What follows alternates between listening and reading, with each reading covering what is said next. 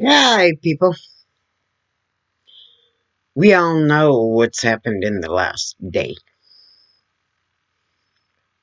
So are we shocked? We've been saying for months now that Trump's going to end up with COVID if he don't knock it off. But even worse, not only did he end up with COVID, after Hope Hicks tested positive and he knew he was exposed, he went to another meeting and exposed even more people. So, and there is a senator who did the same thing. So these people still are not going to take it seriously. They're not going to take it seriously until they themselves end up on a ventilator. Trump is in Walter Reed right now. Several other senators are right now either have COVID or are self-quarantined, waiting to see if they get COVID. Trump has left our government vulnerable. And it's all on him. Still don't know if Pence can end up catching it. We don't know. There's a whole bunch of unknowns out there. Now I'm going to put something straight up with you guys that are sitting there saying you don't want to vote for this guy or that guy because Green New Deal, because of this, because of that, because of everything else. Let's straighten up the Green New Deal first, okay? Let's go there first.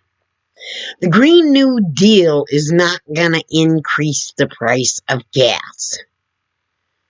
They're still going to drill oil for as long as oil needs to be drilled. And as long as the oil is needed to be used. And oil is used for lubricants and such. Okay? Plain and simple. Next thing. Once we start investing in things like solar power, wind power, hydropower, electric cars, and whatnot, the cost of those things will go down because there will be more of it. We will then be opening up factories that make solar panels and the other items we need instead of getting them shipped from places like Japan and China. Oh my goodness. Electric cars would then be made in America. There wouldn't be more than just the Leaf car as far as electric cars go, and then all the rest from China and Japan. And we would then be hiring scientists to research how to make electric cars better, how to make them run farther. Just like with the phone battery, how to make the battery hold more of a charge for longer. I mean, when phones first came out, the batteries that were in those buggers was huge. I mean, huge. And then it went down to, a little bit smaller, but it was still chunky. Now look at what you got, these little itty bitty thin things that last for 3-4 days or at least several hours. The more we do research on batteries, the better batteries are going to get and the cheaper they are going to get. They are going to end up having jobs to be able to put in charging stations. Oh, that's a lot of infrastructure work, isn't it? Boy, that could hire a lot of people. If you've got to put in charging stations every 70 or 100 to 200 miles in the nation.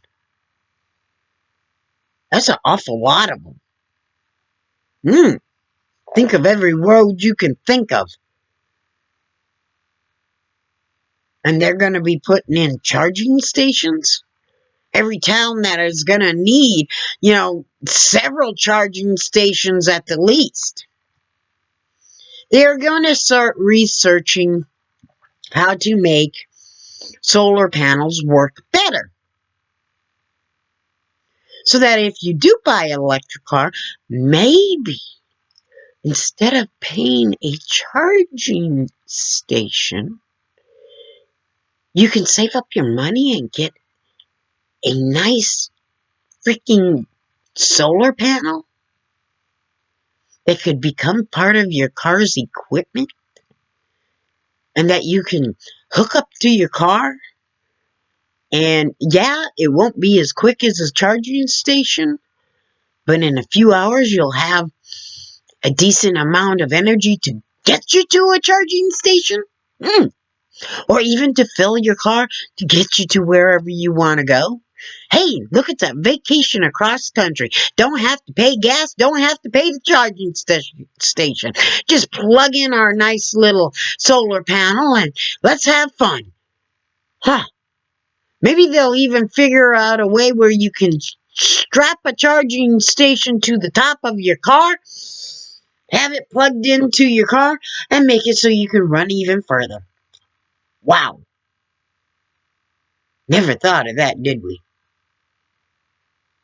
But you're all out there hollering about this. And this stupid notion that we're going to do away with cows. We are not going to do away with cows or ice cream or any of that shit. You know damn well we're not. What we may end up doing is, since we're going away from oil, is maybe instead of oil pipelines, we will have pipelines that carry manure from farms, making it easier to keep the farms clean. It'd carry the oil, the manure, and the water and the waste right out into a methane producing plant. Wow, what a thought. And then when it's done making that methane, it then takes that product and turns it into fertilizer. Wow, what a thought. And then maybe some farmers can build something on their own farm to do that. And maybe they'll start researching oils, lubricant oils that are made out of plant material. Meaning we need more farms. So you idiots that are sitting there thinking the Green New Deal is going to raise the cost of gas. No. Gas has been made long before cars came along. It was a byproduct. It was a byproduct from a different process that they did with oil. It was a byproduct, kind of like kerosene, and it was worth pennies. Pennies on the gallon. Because nobody wanted it. And that's where it will go again.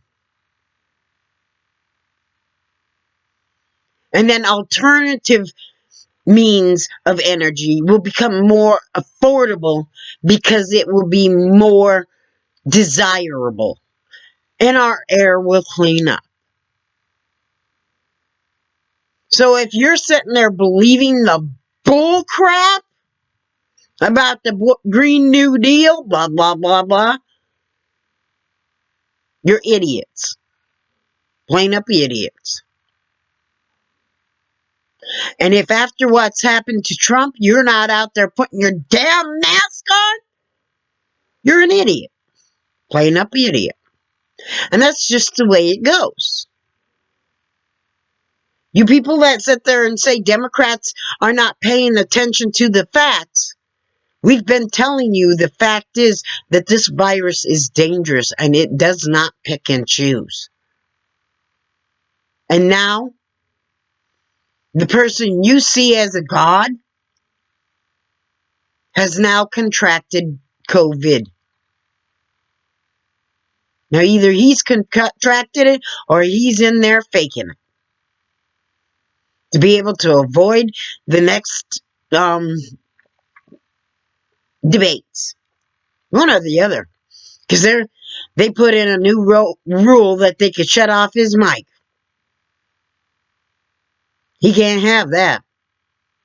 So let's see where things go. I'm on a wait and see. That's where I am. Because I do not put nothing past that little slime ball. Not a damn thing past him.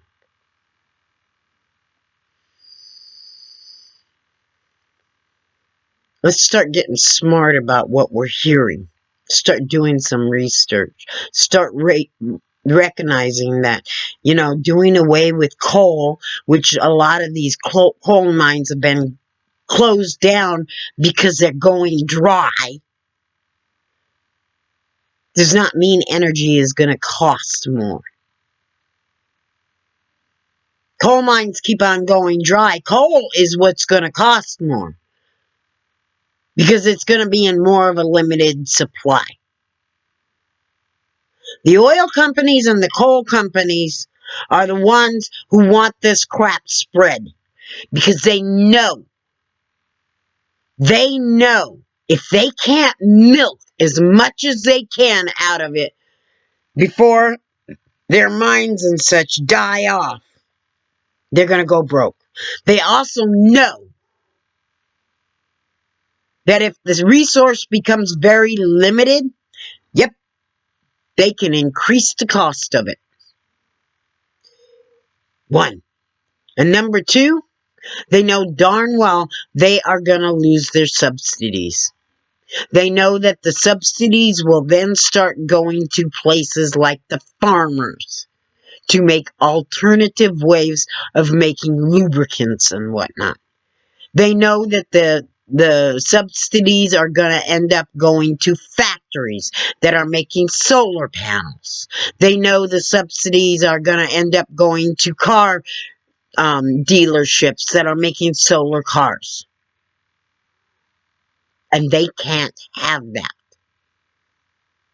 They cannot have that. They need their money. Your taxpayer money in their subsidies. They don't care that changing to alternative means of energy will create more jobs, will create more need for farmers, will create more needs for scientists, will create more needs for factories, factory workers, will create more need for people who are working on construction and infrastructure. It'll create a whole new boom in that stuff. Think of the boom it created when electricity first came out and they started putting up electric poles and then the phone poles and then everything else. The roads they started to pave. All of that. When it was new, they had to create new jobs to be able to create these things. And that's the same thing that will happen with alternative energies. They are going to have people to hire to build the plants, the solar fields, the wind, just like they're doing with the windmills, the wind fields. If they go into hydro, they're going to have to figure out places to build hydro plants. It's going to go on and on and on. And what they're going to end up building in the end is something that is sustainable. It's not going to end up being limited like coal and oil. There is only so much coal and oil on this planet. If we run out of sunshine and wind, we're dead. Because we need that. We run out of water, we're dead. Because we need that. So, making energy and knowing we can make energy out of things that human beings must have to survive You know, things like sunshine, things like winds, things like water. These are all things we must have to survive. If we don't have these things, we die.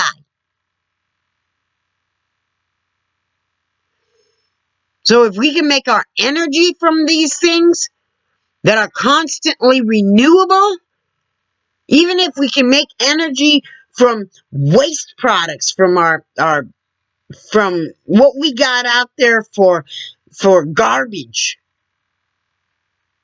You know, these landfills they got out there, making methane out of them from all the decomposing crap in them. Guess what? That's a source of energy. And some places are tapping into that. But it's a source of energy.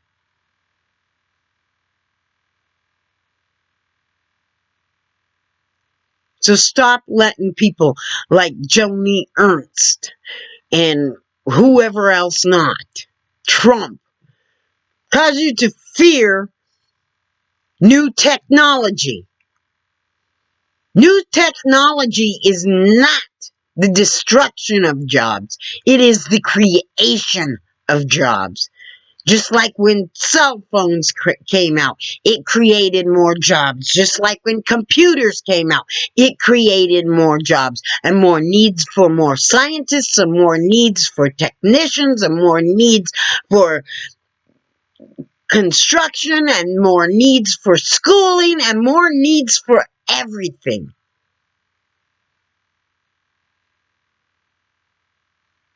But you're allowing somebody to cause fear in you because you're not thinking of the whole big picture. You're looking at the little itty bit that they're giving you. And all they're telling you is, it's bad to get away from coal and oil. It's going to destroy everybody's job. You know, before fracking came along, nobody had a job in fracking. So before solar panels being created in America comes along, nobody has a job creating the solar panels on mass production in America. Now do they? When we start making a mass production, we're gonna need the factories now, aren't we? We're gonna need the scientists to research them. We're gonna need the electricians to be able to hook them up. We're gonna need all of that. There's going to be more jobs for electricians, more jobs for scientists, more jobs for factories, more jobs for the production of all the components of a solar panel. There are going to be more jobs that you couldn't even think of. More jobs for researching cars, batteries, energy of all sorts and kind that has to do with natural energy. We'll even need more jobs for horticulturists who can make plants out of algae and whatnot that generate energy.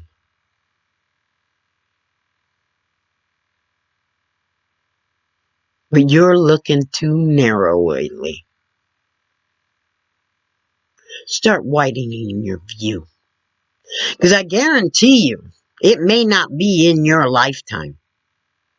And if you've got kids, it will be in maybe your great grandkids' time. There is gonna be no more coal. There is gonna be no more oil. And then what are you gonna do? What is your future generations going to do? Or do you just care about yourself? Is that all that matters to you? If it is, you're pretty damn selfish.